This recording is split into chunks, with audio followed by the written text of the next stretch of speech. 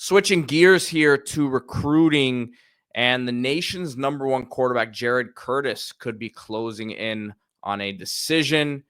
Got a couple powerhouses up near the top, rumored right now. Georgia and Oregon was a one-time Georgia commit, then decommitted, then Oregon was making a big push there, and Oregon's still very much in the mix, but it looks like the Bulldogs could be very much back in the driver's seat here.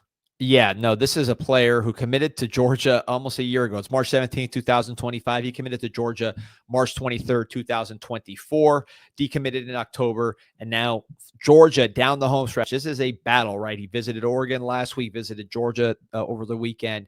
This is an incredible battle between two of the best, if not the top two programs in the country right now, certainly from a recruiting standpoint. And a lot of people thought Jared Curtis was on a collision course with Oregon.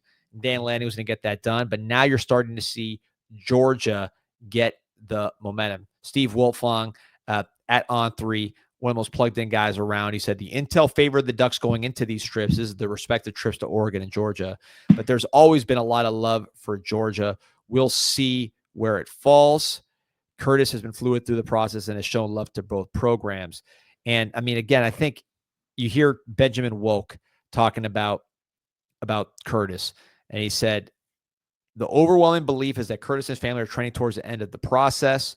There's no official timeline in place, but this one isn't expected to linger long.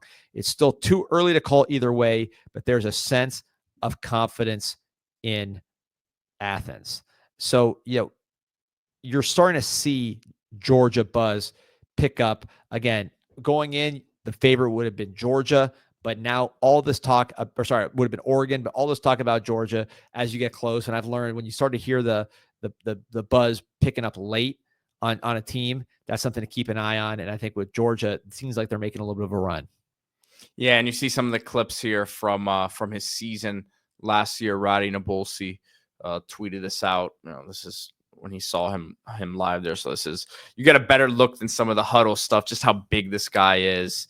And you mentioned before the show kind of a Matthew Stafford body type, D. Yeah, Stafford arm too, yeah. Right?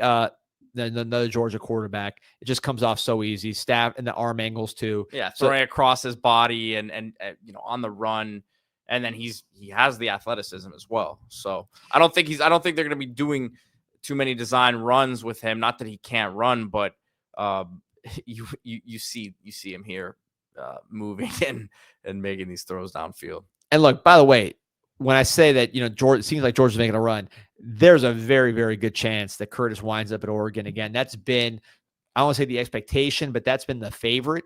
Just seems to me like now we're getting to the final stretch and it's getting even, right? And it's interesting to me just that Georgia never left, right? Georgia never left the picture. Even after the decommitment, which usually when you get a quarterback decommitting from a program, that's it. He's kept in there. So very, very interesting battle. Again, two of the best. We'll see where it ends up. It could easily be Oregon. I wouldn't be shocked if it was Georgia. I know it's hedging. If I had to make a pick, I don't know, Pete, what do you think? I'm going Georgia. I was starting to lean Georgia. Actually, I was leaning Georgia when we started the show, but kind of just thinking through, man, that opportunity at Oregon to play for Dan Lanning and the way Oregon's recruited wide receiver with DeCorian Moore, who was the absolute best receiver in the country last year. Some of the things they're doing, you see Chris Henry kind of getting some buzz to Oregon. I'm gonna say that even with this Georgia surge, Curtis goes to Oregon to play with some of those outstanding wide receivers that they've been recruiting. And look, anything can happen, but you'd imagine that after he already decommitted once, that this is going to be it for him, being that he's a quarterback, and those guys normally, especially the high caliber ones like Curtis, you want to lock in early and let the class build around you, not let the class, but you want to recruit guys to come play around you. So I would think that this decision would be who he's locked in with. Yeah, this will be a lot of fun to watch. And this is a player that just exciting, man. He's productive, but it's really just a physical talent that draws you in with Curtis. It's just what can be, what's the potential, and really the potential is, number one pick of the draft when you talk about the body and the arm and the athleticism.